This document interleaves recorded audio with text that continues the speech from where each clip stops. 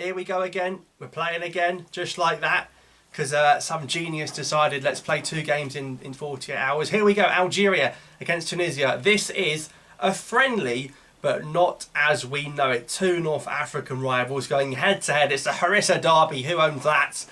And taking place in Annaba. And of course, Tunisians with a Tunisian passport do get free entry into the stadium, and the Annaba faithful, the population there, they're going to love it. The chance to see the national team play in the East. A very sensible decision from our FA to play the game there as well. Not only is it close to Tunisia, so they can easily access the stadium and it's an easy journey for them. Also, fans in another city in Algeria get to enjoy the national team play. Riyad Mahrez and co in Annaba. So, looking forward to this game. Tuesday evening, 8 o'clock kickoff, Algeria time. Not in Baraki. I don't know why some people said it might be. No, that was never ever going to happen.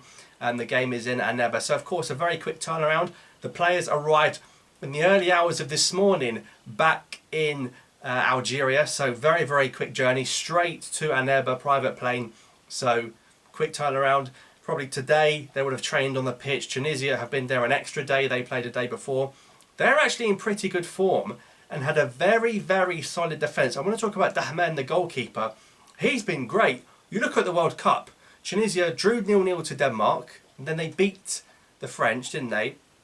And they lost to Australia. So that they only concede 1 goal in 3 group games. Quite remarkable. Of course, the 2 playoffs against Mali, they didn't concede a goal either. And then prior to the Equatorial Guinea match, I don't think they'd conceded a single goal in qualifying. So this goalkeeper, Dahman, is clearly central to what they're doing. I think he'll get a decent move in his eyes. So like maybe from the Tunisian league to the Middle East, Saudi or Qatar or something like that. Is it a new era of Tunisian football? You look at that squad, some of the familiar faces are not there. One name I'm glad is not there, alhamdulillah for that, is Msakni. This guy always bloody scores against us. Not today, son, because you're not in the squad. Does that mean the Msakni era is over? There's a few more familiar faces I can't see there. Ali Matlul is not there, I don't know why. Kazri, is it at the end of an era for him? He's not there. Is this a new era of Tunisian football? They need to dominate the midfield if they're going to have any chance of having a result here. And that's because in the middle, they've got Hannibal Mejbri, the Manchester United player, very highly rated. He's obviously on loan at Birmingham for last season.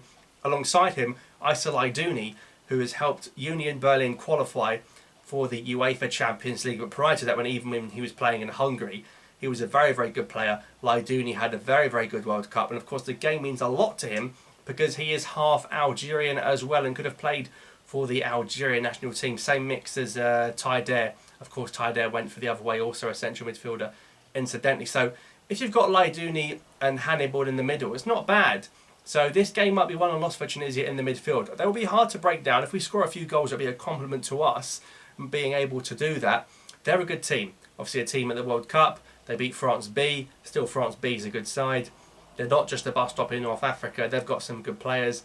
They just need to filter out the likes of Sliti, Kazri, Msakni, build the team around some younger players, try and get the youngster at PSG, played for France youth and then he played for Spain youth. He's a very, very good youngster. If Tunisia do get that PSG player on board, Ismail Garbi, they'll have to build the team around him.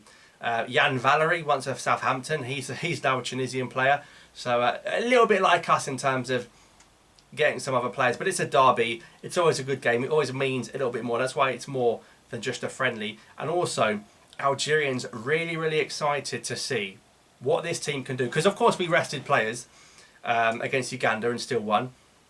We're going to play the main team against a good side. This could be easily an AFCON last 16 match, an AFCON quarter-final, semi-final match. Tunisia, they're like the African Croatia. Small country, small population, exceed expectations, go far in a tournament with absolutely nothing. We've got a good record against them. Of course, we beat them in the Arab Cup final. We beat them in a friendly a few years ago as well. I think 2 recent friendlies we beat them actually. 1 in Algeria, 1 in Tunisia. So I think we should get a good result. But we're excited to see, more than the result, what our best 11 can do. Can we see Benrahma, Bounedjah, Mahrez with Shaibi behind them, with Awar, Bentala Borzaruki, and in the back 4 Ben Sebaini at centre half with Mandy. I'd give Ben Sebaini another game. We need to get him as much game time in centre half as possible. Van der Kerkhoff on the right back, left back. He could play Hajem there, I suppose. Tuba could start left back. I think that could happen. And then Zugba in goal. If Zugba's in goal here, I think that confirms he is the number one. And obviously Mandrea failed to keep a clean sheet. Again, some did blame him for the goal. I think Zugba is your number one. I think Ben Sebaini will play with Mandy at centre half. Tuba will come in at left back. It will be Ait-Nouri, I think, when everyone's fit.